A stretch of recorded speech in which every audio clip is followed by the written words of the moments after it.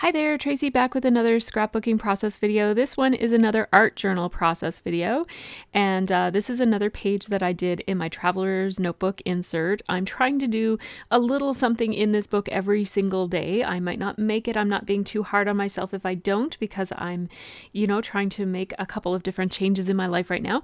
But journaling is something that's really important to me, and I would like to be more consistent in terms of how often I journal and where I journal. And so this Traveler's Notebook that I got from scrappingwonders.com, this little insert that I'm using, it's a mixed media insert with mixed media paper in it, and I'm using it as a bit of a playground for playing around with mixed media techniques and ideas and shapes and colors and so on, and also as a place to put my journaling. And so some days I will journal quite extensively and do hardly any artwork, especially on busy days, and I might journal just a tiny little bit, or I might do a full art journal page in my notebook. So this particular day I had already done one page, and so check out my June 20th Traveler's Notebook insert if you'd like to see the page that came before this one. But I had a chunk of time at work, so I had brought a couple of supplies with me, and let's get started. So I just finished that page that you just saw, and I have my Polaroid zip printer with me, and I often bring this to work because some of the kids I work with really enjoy it. And so I printed out a picture. This actually happened, I did this yesterday, and yesterday was my anniversary, and I worked a 14-hour day, so I didn't really get to see Scott that day, but I decided, I'm just checking to make sure that that's dry before I flip the page. It's not entirely dry, so I'm just going to put a little piece of paper towel between it so that anything sticky won't stick to the other side of the page and rip it. I'm just outlining a rough heart. It's not perfect. I just eyeballed it. I'm not great with drawing things symmetrical, but I'm trying to just not be too hard on myself and just go with whatever turns out. So I'm opening another mermaid marker here. I have my set with me and I haven't used them all yet, so I'm priming them as I go. This is a red color, which I thought would make a nice heart. So I'm going to outline around kind of swatch some, you'll see what I do. There you go. There you go. And I just followed the pencil marks that I had already made. And now I'm just using my water brush, and I have a broad bristled water brush. It's like a flat brush, but it's a water brush, and I really like it. I think it's by Ranger. I'm pretty sure it's by Ranger. And so you see me the beautiful thing about those mermaid markers is that they are water activated. And so when you add water to them like that, they just dance around on the page and they're just so beautiful. And now with mixed media paper, they will act differently than they would on Tomoe River paper or on something that's been gessoed, for example. They would stay on the surface of those surfaces better than they do. And I actually like both looks. I like the look when it kind of sops into the paper like this. It looks a lot more like if you were, it's not quite the same as working on watercolor paper, but it's similar. So now I have another shade, and I don't know the names of the shades at this point, so I do apologize, but it's a pinker version. It's kind of like a pinky purpley color. And you see me all that I did was I dripped a little bit or marked a little bit onto my Heidi Swap nonstick mat there that I'm using to cover my work desk. I did this at work yesterday. And so what am I doing now? I guess I'm looking for paper towel maybe? Oh yes, I'm looking for my favorite colors. That's what I'm doing. And I'm thinking that I might have lost some markers, but actually they were sitting right here at home on my desk in my scrap room because I had narrated a video and had the markers out so I could say what colors they were. And so I'm looking in vain. Tracy, you're not going to find them. Stop looking. Okay, so I eventually gave up on finding them and was just kind of hoping that they're at home because they're definitely not at work. I looked everywhere. And so I'm just going to pick a different color. I would have loved to have had that beautiful turquoise bluey green that's in the set, but instead I'm going to use this purple, and it looks very bright on the mat, but luckily it doesn't look quite as bright when I put it on my paper, which is good. I was a little worried there for a second. If I had marked the marker, if I had drawn these circles with the markers instead of with my water brush, they would have been very intense in their colors. And I wanted the first layer to be very, very light. All of these circles inside of the heart will become flowers. And you guys know I'm not a huge, I don't have really great technical drawing skills or anything.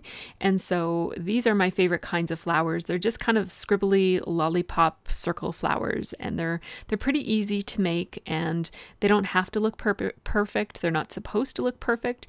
And so these are really the best for people like me who don't have wonderful drawing skills. I know some of you guys are great drawers already.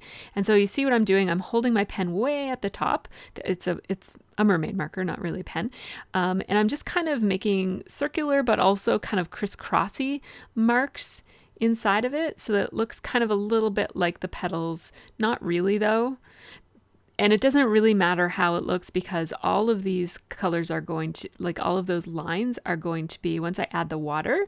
So I'm letting it sit on the paper for a few minutes so that some of that ink kind of starts to absorb into the paper. But then I'm almost immediately adding some water to lift a whole lot of it off, so that I don't have such harsh lines. I'm just checking to make sure that it's not going through, because I am using a lot of ink on some of these pages. And so that gives me kind of like a messy, watery with, you definitely see the dark lines, and see how the pink ones I left longer, like they were able to sop into the page for longer. And so you can see those lines more easily, more clearly.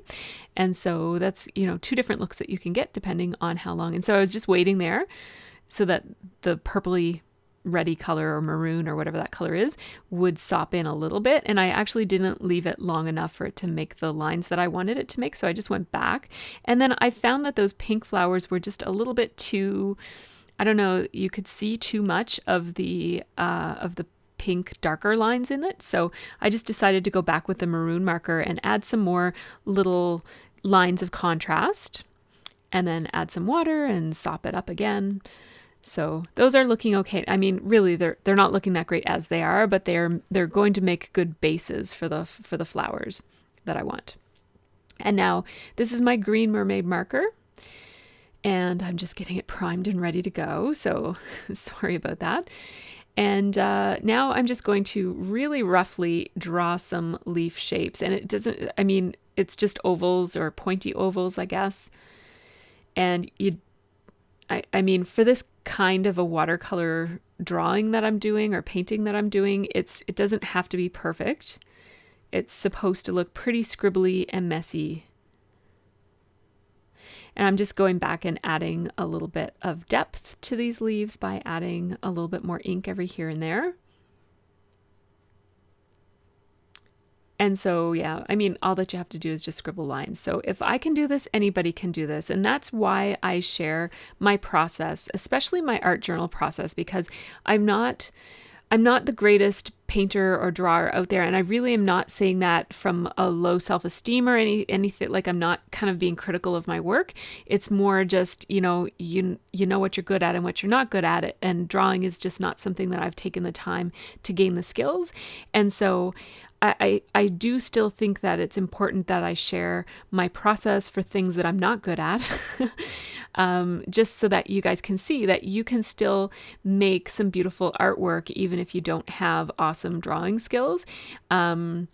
Some beautiful and meaningful artwork, right? So the things that end up in my art journal are more meaningful to me than necessarily pretty, but I also do think that you can make pretty things even if you don't have hours and hours of experience and skill building on how to draw a face or how to draw flowers and that sort of thing. You can just blob some ink together, add some outlines, and it ends up looking pretty good.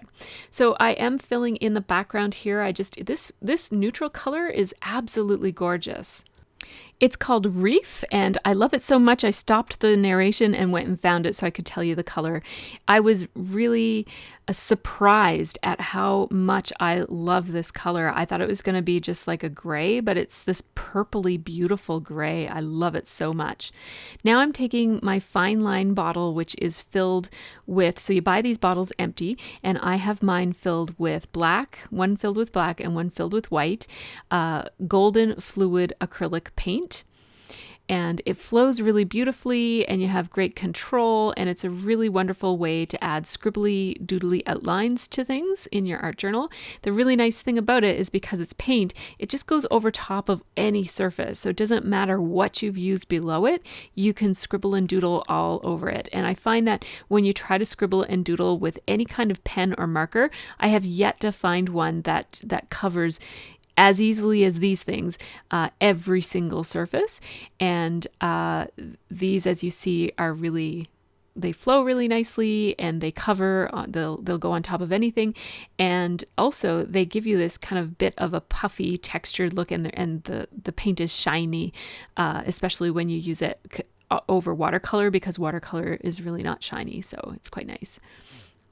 So the thing about these two is that, of course, if you mix white and gray when they're wet, it will turn into gray. So I'm trying to keep them separate until they dry, but I'm also running out of time. I'm doing this at work, and I had a gap, but the gap is quickly closing.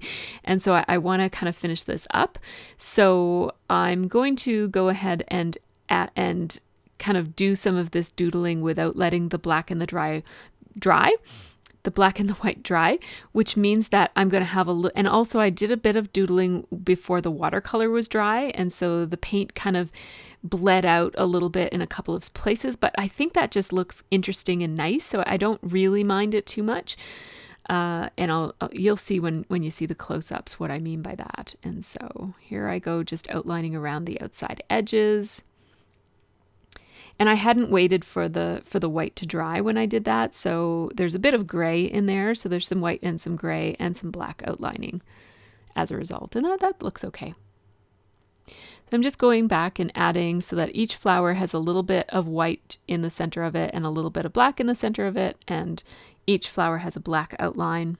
And I did kind of the same with the leaves. I want a little bit of white in each leaf. And I didn't really pay too much attention to where I'm putting that. It's just supposed to be like a doodly, really casual kind of a look. And I really like how just adding the green leaves makes those look so much more like flowers and less like circular blobs. So I just peeled the backing off of that photo. The zip photo printer does print, it does print stickers, so that's kind of nice that you don't have to add any adhesive to your photos when you use those. And they're also a little bit thinner than a regular photo, so they're perfect for these traveler's notebooks. I often like to put thinner materials on these books so that they don't get too puffy and difficult to close. So here's the final product. I really like this page. I didn't get to spend much time with Scott on our anniversary. So instead of doing a layout today, he's off today and I'm off today. So I'm just narrating these two videos, going to post them on YouTube, and then I'm going to take off for the day. The kids are in school and we're just going to spend the day together. We both have haircuts, so it's not that much of a romantic day, but we don't get to spend much time together alone. So it'll be quite nice, even if all we do is errands. So thanks so much for watching. There will be no scrapbooking process video this week, but there will be one next week on the Scrapbook and Cards Today channel. There will be a Find Your Mojo early next week. So take care and have a really great scrappy week.